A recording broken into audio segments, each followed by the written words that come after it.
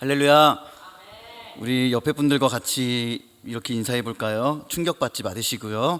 예, 당신을 보니 찐빵 같습니다. 이렇게 얘기하면 또 혼날 것 같아서 안 하려고 했더니 한 번 더 얘기하겠습니다. 우리 같이 한 번 더 인사할게요. 당신을 보니 호박고구마 같습니다.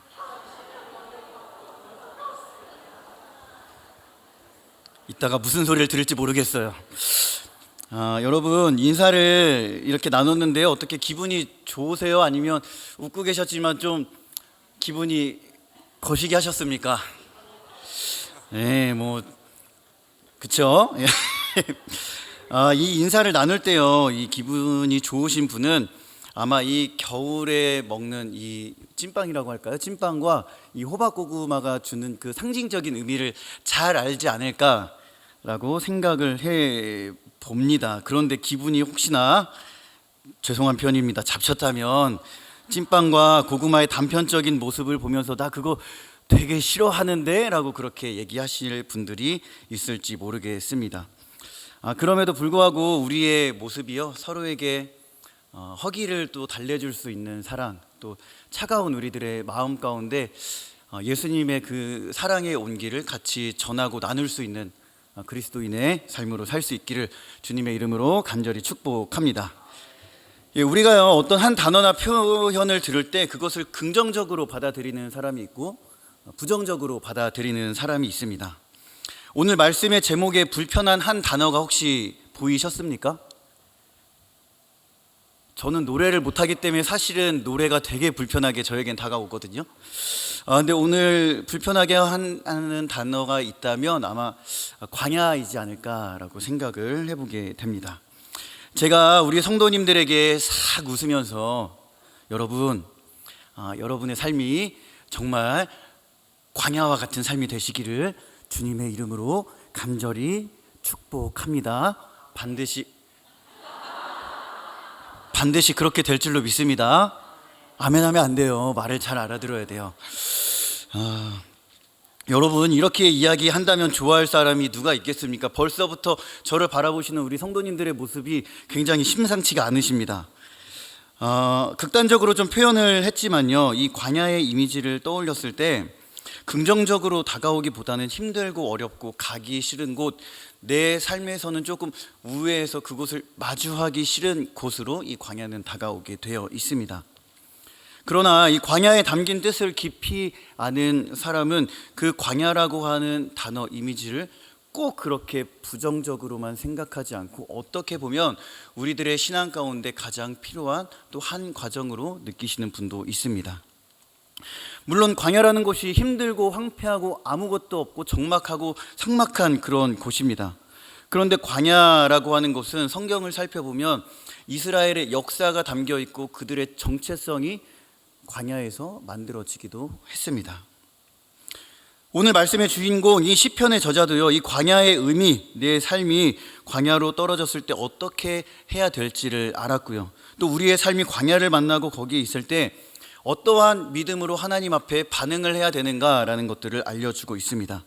사랑하는 성도 여러분, 오늘 말씀을 통해 우리 하나님의 말씀이 내 안에 심겨지고 또 광야를 만날 때 우리가 어떻게 해야 되는지 깨닫는 귀한 시간들 되시길 주님의 이름으로 간절히 축복합니다. 시편 63편의 말씀을 읽었는데요, 한글 성경에서 시편을 보면 파란색 글씨로 표제가 나와 있습니다. 이 시편 63편의 표제에 어떻게 나와져 있죠? 우리가 같은 성경을 가지고 있다면 아마 비슷한 표현으로 파란색 글씨로 표제가 나와 있을 텐데요, 그 성경을 보시고 표제를 한번 다 같이 읽어볼까요? 시작. 이셋이 있을 때에 라고 적혀져 있습니다. 여러분, 다윗은 제가 굳이 이 차 저 차 설명하지 않아도 우리가 너무나 잘 알고 있는 구약의 입지적인 인물입니다. 그렇다면 광야는 어떠한 곳인가요? 이 유다 광야는 정확히 어느 한 지점을 딱 얘기하기는 조금 애매하지만 지역적으로 살펴보면 이 팔레스틴 남쪽 네게부에 있는 황폐한 지역부터 이 사해 서쪽 해안 지역까지를 이 유대 광야라고 보통 이야기를 합니다. 유대 광야는요, 이 힘 있는 자들로 인해 그 사람들의 반역으로 인해 다윗이 내몰렸던 곳이기도 했고요, 사울에게 쫓기던 다윗이 숨었던 이 엔게디가 그곳에 있기도 하고요. 또한 유대교와 이 로마의 박해를 피해서 성경을 필사하고 운둔하며 지냈던 그 쿰란 동굴이 있었던 곳이 바로 이 유다 광야이기도 했습니다. 그런데 이 유다 광야가 사실은 더 의미가 있는 것은 우리 예수님께서 공생의 사역을 시작하시기 전에 40일 동안 금식하고 기도하면서 사역의 준비를 하셨던 곳이 또 이 유다 광야이기도 합니다. 여러분, 이쯤 되면 이 시편이 오늘 우리가 읽었던 이 시편이 어떠한 상황에서 지금 지어져 가고 있는지, 어떠한 상황에서 지금 이러한 고백을 하고 있는지 감이 좀 오시는지 모르겠습니다. 다윗이요, 유다 광야에 있을 때 지어진 시였죠. 그리고 1절에서 보는 것처럼 물을 찾아 이곳저곳을 다 헤매고 돌아다니지만 물은 찾을 수 없었습니다. 그가 걷는 곳은 오직 어떤 곳이었습니까? 광야의 길을 걷고 있었습니다. 그 황폐한 땅 가운데 그저 자신의 영혼이 주를 갈망하고 또한 자신의 육체는 주를 앙모합니다라고 하면서 하나님을 그리던 곳, 그가 있었던 곳은 광야였습니다. 근데 이 시편의 고백을 조금 더 깊이 이해하기 위해 부연 설명이 하나 더 필요할 것 같습니다. 사무엘하 15장에 보면 다윗이 어떠한 한 상황을 마주하고 있는데, 어떠한 상황이냐면 자신이 낳은 아들 압살롬으로 인해 지금 반역에 지금 내쫓기게 된 그러한 상황에 있습니다. 아들의 반역을 막을 길이 없었고 그를 피해 예루살렘을 건너고 요단강을 건너서 지금 요단 동편 마하나임이라고 하는 곳에 지금 이 다윗이 피신하고 있습니다. 그리고 지금 그는 광야 한복판에 툭 하고 떨어져 있습니다. 여러분, 날아다니는 새도 떨어뜨릴 수 있는 권력을 가졌던 그가 지금 그 아들의 반역 때문에 지금 한순간 지금 도망자의 신세가 된 것이죠. 광야를 만난 다윗의 심정이 어땠을까요?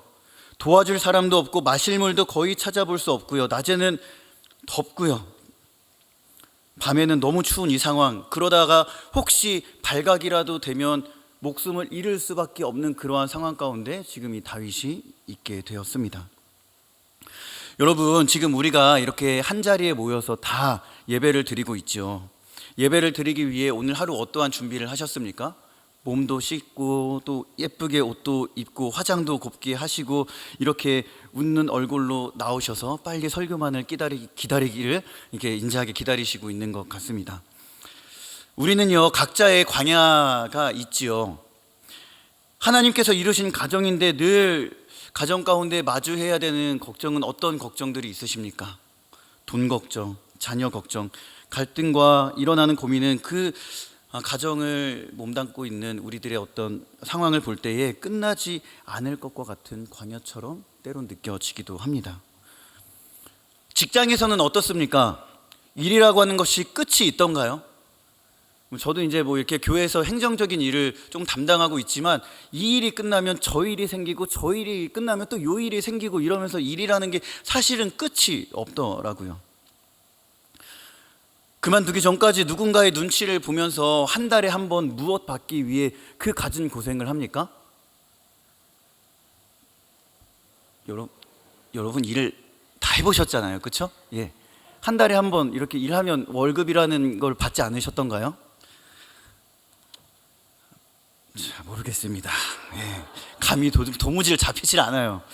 아무튼요, 예, 그렇게 월급을 받기 위해서 우리가 얼마나 수많은 일들을 감당하고 눈치를 보면서 참 치사하고 더러워도 그 일들을 해내가면서 하루하루를 버팁니까? 맥없이 집을 향해 가는 내 모습을 보면서 땅이 꺼져라 한숨을 푹 쉬기도 하죠. 저도 늘 한 달에 한 번 제 통장으로 이렇게 이 사례비라고 하는 것이 탁 꽂혀요. 그런데 그 월급은 정말 무엇과 같냐면 잠깐 왔다가 갑자기 사라지는 안개와 같더라고요. 이게 왜 그런지는 모르겠지만 별로 쓰는 것도 없는 것 같은데 눈 딱 감고 떠보면 통장 잔고가 막 이러면서 그냥 그런 반복적인 삶을 살아갑니다. 여러분, 그렇게 우리가 똑같은 일상, 지겹고 지루한 삶의 연속은 허무함과 공허의 어떤 반복적인 삶을 살아가기도 하죠. 여러분, 육신의 질병은 어떨까요? 어느 누가 자신의 몸이 아프기를 바라겠습니까? 그렇죠? 그런데 우리는 원하지 않고 바라지 않고 예상도 못했던 그 시기에 가슴이 주저앉아 내리기도 하는 그런 질병을 때론 삶 가운데 만나기도 합니다. 가정에서, 교회에서, 직장에서 정말 주님을 위해 열심히 버티며 헌신했지만 어떤 때 참 알 수 없는 질병, 만나고 싶지 않는, 피해가고 싶은 질병, 고통의 순간들을 맞이하기도 합니다. 그런 뜻하지 않은 질병은요, 근처에 오아시스 하나 없는 나의 황폐하고 모래바람만 날리는 그런 광야와 같은 삶을 마주하기도 합니다. 제가 설교를 이제 준비하면서 어제 이 수험생들이 아주 유명한 이제 일타 강사죠. 그 이지영이라고 하는 분의 그 영상을 짧게 봤습니다. 수능을 곧 봐야 하는 수험생들에게 그런 얘기들을 하더라고요. 여러분, 뭐 수험생들에게 가장 힘들고 예민하고 어려운 시기는 언제겠어요? 언제겠습니까? 수능이죠. 근데 상황은 이랬습니다. 한 달도 이제 수능이 뭐 안 남았나 봐요. 채 안 남았는데 수능은 봐야겠고, 그런데 이 수험생들의 그 몇몇 학생들이 조금 공부는 많이 하지 않고 이 남은 20일간의 기간을 어떻게 할까요? 인생을 좀 길게 살펴보면 조금 올해 수능은 좀 접고 1년 더 공부해서 내년에 보는 것이 저한테 낫지 않을까요? 뭐 이런 질문들을 했었던 것 같습니다. 그런데 여러분, 인간이라고 하는 게 극한의 스트레스와 압박을 받으면요, 이 답을 찾기 마련입니다. 왜요? 내가 도대체 어떠한 잘못을 했길래, 무슨 큰 죄를 저질렀길래 이런 어려움과 압박에 시달려야 하는가, 그 원인을 찾고 답을 찾고 싶은 게 우리들의 마음 아니겠습니까? 자, 그래서 사람에게 나타나는 두 가지 반응이 있는데, 이 상황을 피해서 불안과 긴장감, 스트레스를 해소하려고 하는 도피의 방법이 하나가 있고요. 그냥 모든 상황을 초기화해버리고 싶은 겁니다. 모든 상황들을 되돌려버리는 그런 삶을 또 이렇게 바라는 친구들도 있었다고 하더라고요. 자, 그런데 그러면서 이제 이분이 이어나가면서 하시는 말이, 그러기에는 지금의 수능에는 위험한 순간들이 너무 많다라고 하는 거예요. 잘 생각해 보라는 거예요. 1년을 열심히 공부했다고 한들 지금 너의 그런 습관으로 지금 이렇게 내년에 수능을 본다고 해서 더 좋아지겠니? 상황을 다시 되돌려서 그냥 1년 동안의 시간이 남았을 때 너는 열심히 공부해서 수능을 더 획기적으로 잘 볼 수 있겠니? 이제 뭐 그런 메시지를 던져 주었습니다. 그렇지 않다는 거죠. 뭐 이제 사실 저는 겪어보진 않았지만 간혹 어떤 분들은 이런 표현을 쓰시더라고요. 표현이 좀 그렇지만 한번 그냥 용서해주고 들어주십시오. 내가 저 남정네만 만나지 않았더라도 지금 이러한 고생은 하면서 살지 않았을 텐데, 몇 분이 웃으시는 것 같은데 그런 표현을 하셨었나 봐요. 그러면 이제 우리 이제 남자들도 할 말이 있죠. 뭐라고 얘기하겠어요? 내가 지금 너 만나서 이렇게 고생하고 있는데 너만 안 만났어도 내가 이런 고생을 하면서 살았겠냐, 봐, 이런 표현을 했던 분들의 이야기를 들었습니다. 여러분, 그런데요, 뭐 상황을 되돌리고 다른 사람을 만난다고 한들 지금의 상황보다 더 좋은 상황을 만날 수 있을 거라는 확신들이 있겠습니까? 사실 그렇지는 않죠. 제가요, 고등학교 때 이제 하나님의 부르심을 받고 뭐 이런저런 세월을 거치고 26이라고 하는 굉장히 어른스러운 나이에 신학교를 탁 들어갔습니다. 처음에는 정말 주님이 저를 불러주셨다는 생각에 막 너무 감사하고 참 막 날아갈 것 같이 기뻤습니다. 뭐 사실 일산에서 양평까지 하루에 5시간씩 걸리면서 통학하는 것들이 사실 저에게는 큰 문제처럼 다가오지 않았습니다. 하나님께서 저를 불러주셨다는 그러한 생각에 새벽 예배를 이제 5시에 드리고 교회에서 이제 전도지를 탁 들고 학교 가는 그 지하철역 안에서 막 3호선에서 한 번, 중앙선에서 한 번 이렇게 막 소심하게 쪽지를, 이렇게 전도지를 나눠주면서 예수님 믿고 구원 받으십시오, 이렇게 했었던 날들이 기억이 납니다. 그런데요, 늘 기도하면서 제가 키가 겁나게 크잖아요. 엄청 크잖아요. 이제 한 170 정도 되는 키를 이제 장착하고 있는데요.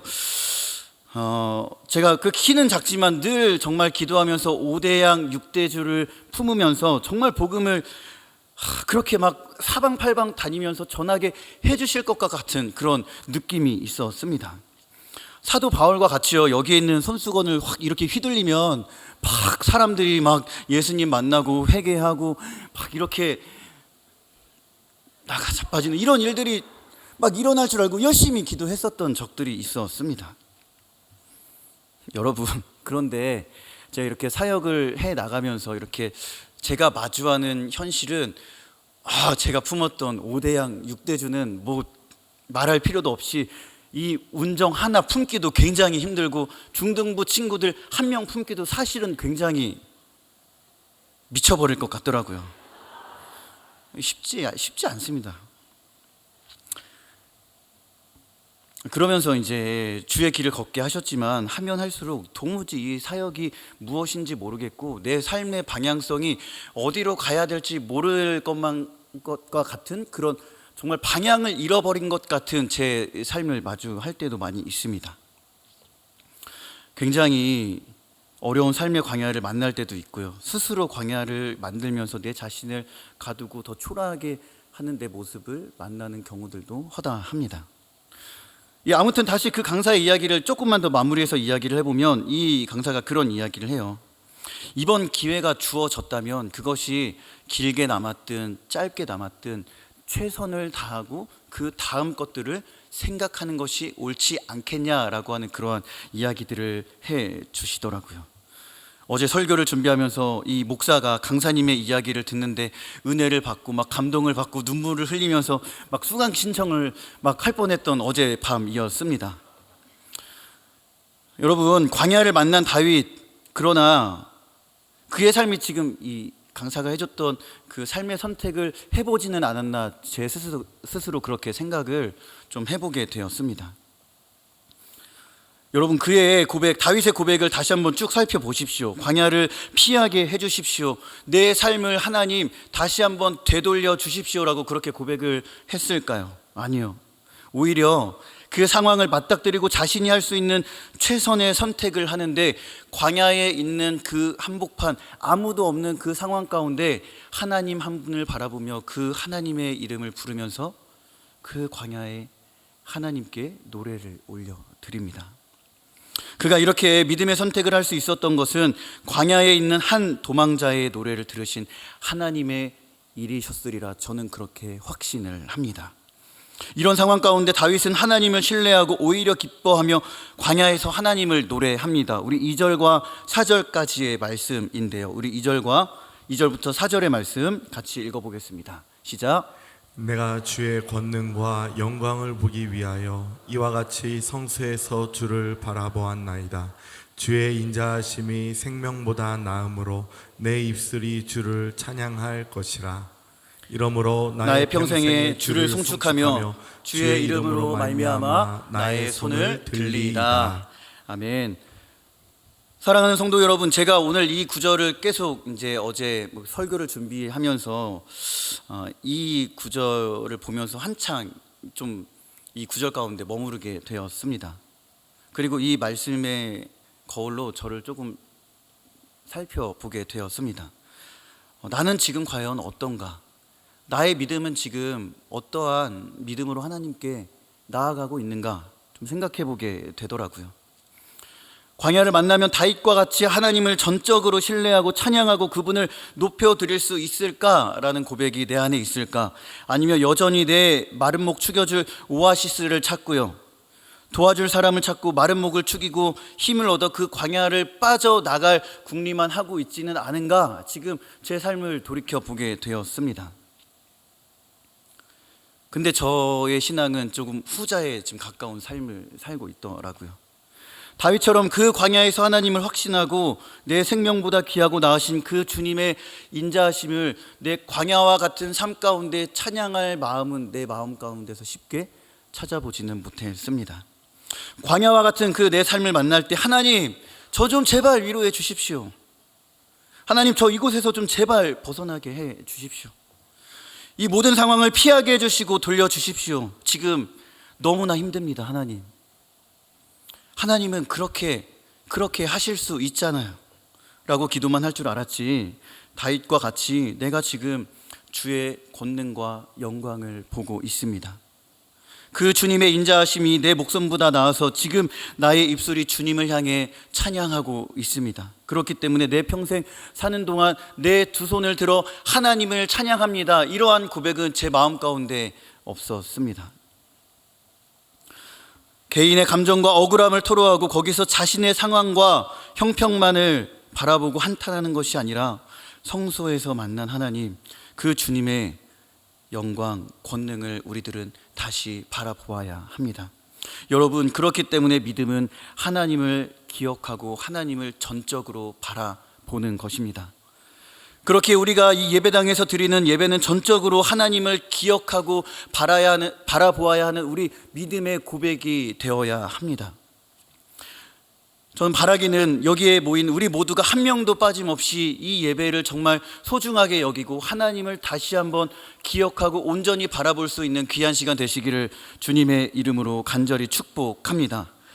사랑하는 성도 여러분, 지금 이 시간, 이 예배의 시간을 가장 소중한 것으로 여기시고 계십니까? 하나님을 만날 생각에 그 기쁨으로 내 아침을 하나님께 드리고 준비하며 설레이는 마음 가운데에 이 자리로 나오셨습니까?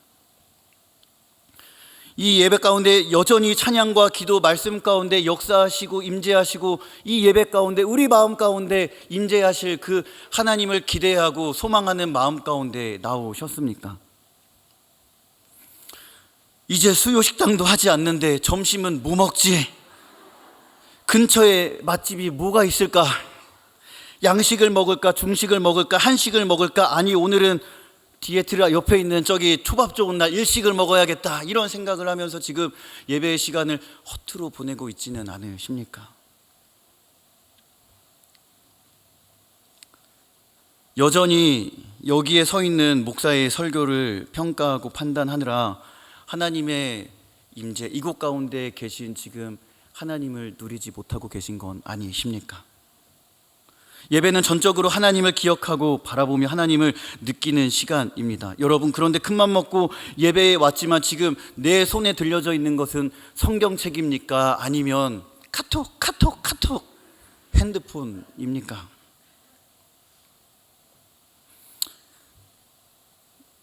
안타깝지만 그러한 자는 하나님의 임재를 이곳 가운데서 경험할 수 없습니다. 하나님의 임재를 느끼기 위해서는 우리가 하나님을 전적으로 바라보는 그 믿음이 있어야 합니다. 여러분, 저희 중등부실에 오면 이 옆에 큰 현수막이 이렇게 달려져 있습니다. 뭐 위대한 성구는 아니지만 제가 막 우리 친구들 좀 예배에 집중했으면 좋겠다 하는 그런 마음으로 쓴 문구가 있는데요, 같이 한번 좀 읽어봤으면 좋겠습니다. 같이 한번 읽어볼까요? 시작. 핸드폰을 오프하면 하나님께서 온하시고 핸드폰을 온하면 온하면 하나님께서 하나님께서 오프하신다. 여러분, 영어 단어가 어렵진 않으셨지요? 핸드폰을 끄면 하나님께서 우리들에게 응답하십니다. 그런데 핸드폰을 켜고 있는 순간 그것을 바라보면 우리는 하나님의 임재를 경험할 수 없다라고 하는 사실이죠. 나의 신앙이 생각보다 쉽게 흔들리고 넘어지고 불평과 불만이 가득한 것은 어쩌면 지금 나의 예배의 모습이 어느샌가 느슨해져 버린 것은 아닐까, 그러한 생각들을 해보게 됩니다. 예배가 바로서야 우리들은 어떠한 상황 가운데에서도 하나님을 전적으로 바라볼 수 있는 그 믿음이 지금 이 시간 우리들에게 생기고 있다는 것을 확신하셔야 합니다. 예배를 통해 들려지는 그 하나님의 말씀, 예배 가운데 드리는 우리들의 찬송과 기도는 하나님의 영광을 바라고 그 권능을 깊이 묵상하며 하나님과 만나며 소통하는 영적인 시간이라는 사실을 우리들은 다시 한번 마음에 새겨야 합니다. 문득 그러한 생각이 들었습니다. 1절에서 2절의 말씀을 우리가 메시지 성경으로 좀 간절하게 읽어봤으면 좋겠습니다. 시작. 보아도 보고 싶은 분, 하나님을 향한 허기와 목마름에 이끌려 메마르고 삭막한 사막을 가로지릅니다. 주님의 권능과 영광을 보려고 두 눈 활짝 뜨고 예배 처소에 있습니다. 아멘. 여러분, 다윗이 광야에서 하나님을 향해 불렀던 이 노래의 고백들을 다시 한번 깊이 생각해 보시기를 바랍니다. 나의 하나님, 나의 하나님, 보고 싶어도 또 보고 싶은 그 하나님, 그 하나님을 향한 허기, 목마름에 이끌려 적막하고 메마르고 삭막한 사막을 가로질러 갑니다. 주님의 권능과 그 영광을 보려고 두 눈 활짝 떠서 지금 예배 처소에 있습니다라고 고백을 하지요. 여러분, 저는 이 부분이 조금 새롭게 다가왔습니다. 물론 이 부분이 다윗이 과거를 생각하며 그 성소에서 만났던 하나님의 영광과 권능을 회상하고 추억하고 느꼈던 그런 영혼의 추억이 맞습니다. 그런데 지금 이 광야와 같은 내 삶에서 하나님을 바라보며 그분께 노래할 때에 이 광야와 같은 내 마음, 광야와 같은 이 곳은 하나님을 향해 노래를 부를 때 하나님을 만나는 거룩한 곳, 성소, 예배의 처소가 될 수 있다라고 하는 사실입니다. 광야가 예배의 처소, 성소가 될 때 다윗은 그 뒤에 어떠한 고백들을 이어나갑니까? 자신의 입이 골수와 기름진 것, 메시지 성경을 보니까 최상품 갈비로 표현을 했더라고요. 어떻게 이런 표현을 썼는지 참 대단하더라고요. 뭐 우리에게 따지자면 뭐 한동과 툭불의 뭐 한우 정도가 되겠죠. 여러분, 저도 고기를 겁나게 좋아합니다. 은혜가 되더라고요. 그런데 그렇게 광야에서 노래를 불렀던 다윗의 고백, 그것을 먹지도 않았는데 그것을 먹은 것처럼 나의 영혼이 만족함을 얻어 하나님께 나아가고 있습니다. 이렇게 고백을 하고 있죠. 하나님을 찬송하고 기억하며 주의 말씀을 밤마다 침상에서 읊조린다, 이렇게 얘기하고 있는 다윗의 고백을 한번 살펴보십시오. 그 하나님은 어제나 오늘이나 내일도 내 삶이 광야와 같을지라도 여전히 나의 하나님은 나의 도움이시오. 주님의 날개 아래에서 안식을 누리며 주님의 즐거움으로 내 삶이 여전히 찬양을 하고 있습니다. 이렇게 고백을 하죠. 어디에서요? 광야에서 말이죠. 여러분, 우리가 익히 들어온 것처럼 이 광야라고 하는 곳은 하나님과 단독적으로 있는 곳, 아무런 소리도 들리지 않지만 하나님께서 말씀하시는 곳이라는 사실을 우리가 익히 많이 들어왔습니다. 다윗은 광야에서 말씀하시는 하나님을 전적으로 바라봤고 그 말씀을 늘 읊조렸습니다. 다윗이 광야에서 부르는 그 노래는 내 삶에 언제나 함께 하시는 그 하나님을 기억하고 광야에서 하나님을 바라보고 있습니다라고 하는 가장 아름다운 노래를 광야에서 올려드렸습니다.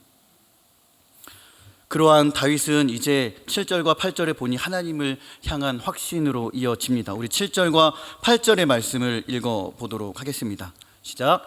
주는 나의 도움이 되셨음이라. 내가 주의 날개 그늘에서 즐겁게 부르리이다.